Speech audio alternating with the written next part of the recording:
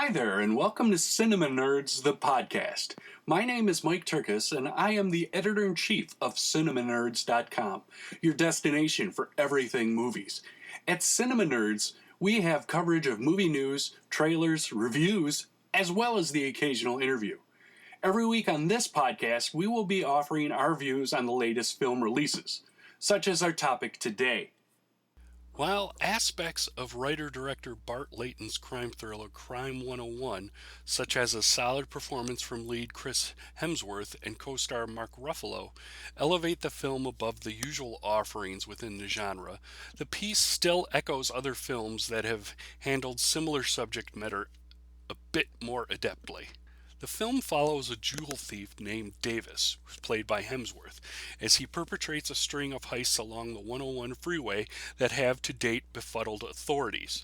One detective, named Lou, who's played by Ruffalo, is convinced that the crimes committed along the freeway are connected, and as he gets closer to catching the elusive thief, things grow even more complicated when both thief and cop cross paths with insurance broker Sharon, who's played by Halle Berry. The tales of all three characters become even more intertwined and connected, especially when upstart fixer Ormond, who's played by Barry Keoghan, is brought on by Davis's boss, Money, played by Nick Nolte, to remove the now suspect Davis from the scene, and the film becomes a race to see who will come out on top of the whole affair.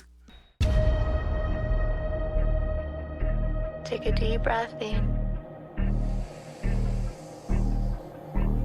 and exhale.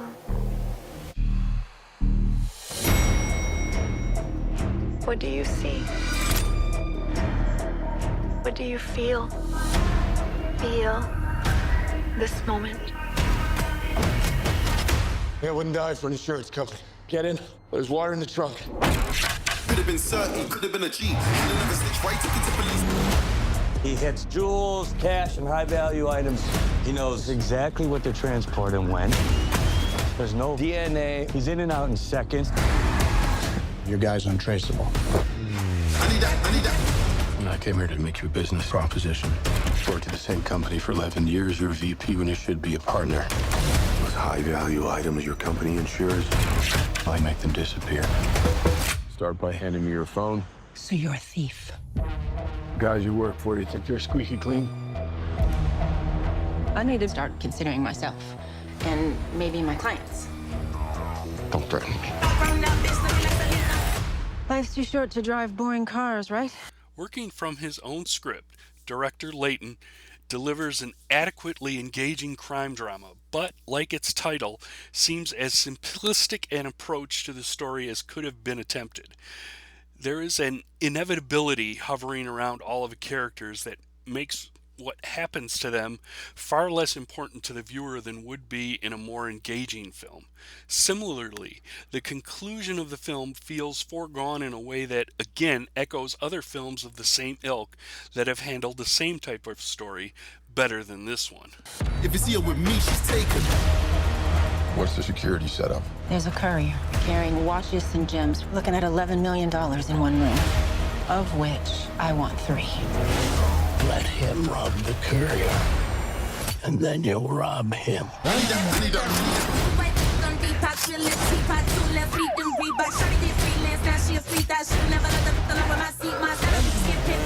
My dad always says you gotta break a few eggs.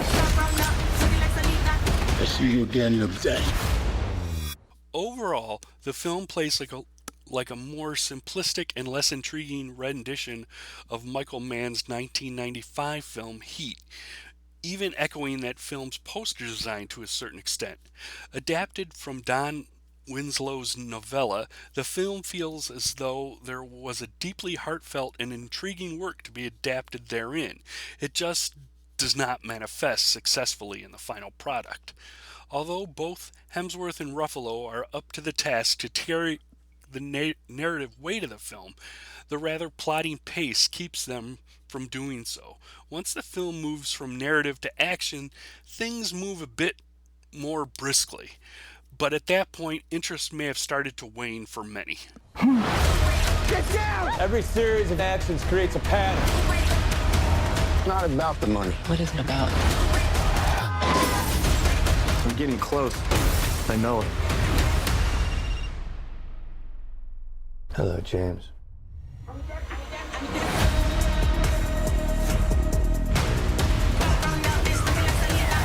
I need that.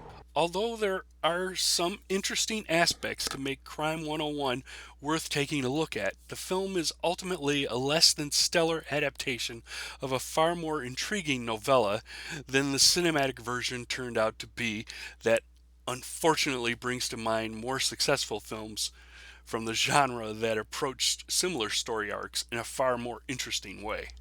Well, that's it for this episode. Thanks for listening, and don't forget to visit us on Facebook and Twitter, and at our website at CinemaNerdz.com.